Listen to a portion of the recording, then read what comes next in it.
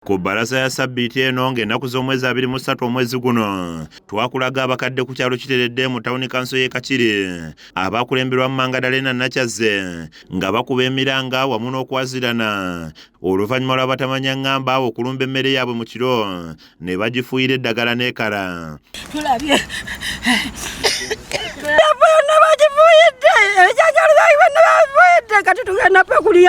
oluvannyuma lw'okulaba emboozi eno ezeekwata ku mitima gy'abantu abawera ne minisita w'ensonga z'ettaka mu ggwanga Judith Nabakooba naye ayingidde mu nsonga zino era ng'ono atuuseeko mu kifo kino ng'abadde wamu n'omuyambi wa RDC w'Wakiso Muwanga Lutaya, DPC w'e Kakiri Hassan Mugerwa era nga bano bakutte ssentebe w'ekyalo kino Katusabe Grace nga n'omumyuka we Kaweesa David aliira ku nsiko wabula nga minisita alagidde DPC ono okumugombamu obwala. Minisita Nabakooba okuwa ekiragiro kino asinzidde maka ga Namukadde ono Mangadalena agasangibwa ku kyalo Kiteredde mu tawuni kanso y'e Kakiri. Bano olukubye eriiso ku minisita Nabakooba kati ebigambo bibabule era ne bamunnyonnyola bye bayitamu wakati mu maziga agabadde gabayunguka. Tuwe ku kamere emmere yaffe yonna bagifuuyira katugenda kulya kino okuliisa abazzukulu.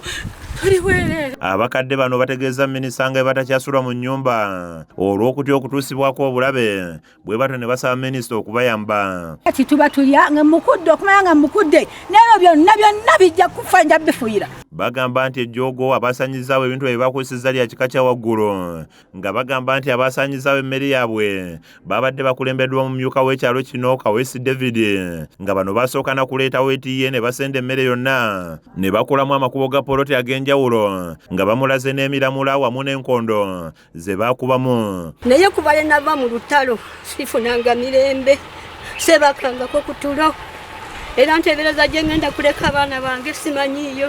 Nze tetukyebaka mu nnyumba muno maama minisita nsula bweru. Baabatuuze balumiriza ssentebe w'ekyalo kino Katusabe Grace olw'okuyingira mu mulimu gw'abakayungirizi b'ettaka nga kati akolagana n'abo ababba ettaka kubanga yali mu buyinza bw'ekyalo. Tubonaabonedde ku ttaka lino kuba nze nafumbirwa kuno kati myaka 23. Buloka wa ttaka bwayagala awantu bannange temugenda kubeerawo. Okuvaayo ng'ensonga eyitiridde minisita. Kino kijje minisita Nabakooba mu mbeera n'alagira ssentebe akwatibwe atwalibwe ku poliisi akole statement era n'alagira n'omumyuka wayigibwe akwatibwe. Mbogo ne Kaweesi ne chairperson oli wano naye batunnyonnyole ku mivuyo egiri ku kyalo kuno. Abantu bano bawa obukuumi ate olabule abasajja abo nti singa bafuna obuzibu be basuspects abasookerwako. Minisita Nabakooba avumiridde abakulembeze abakozesa obubi obuyinza nga batulugunya abantu era ng'agamba nti bano tebagenda kubattira ku liiso nga bakwatibwe era bavunaanibwe. Tebasobola kukola bintu bwe bityo ne tubaleka olw'okuba munaye bakulembeze ba ku kitundu. Omukulembeze olina okubeera ekyokulabirako. Ye omuyambi wa RDC Lutaya alaze obwennyamivu olw'abakadde bano abagobeddwa ku ttaka kwe bamaze ebbanga ery'emyaka egikunukkiriza mu 8.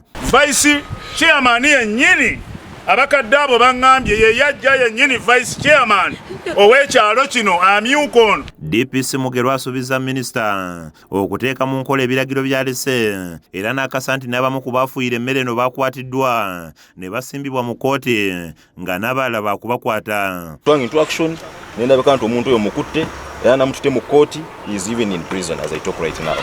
Kyokka asabye abantu obutasirika nga batulugunyizibwa bababuulireko babeereko ne kye bakola. Kizza Peter yakusakidde eggulu eno ku KSTV Agaleero.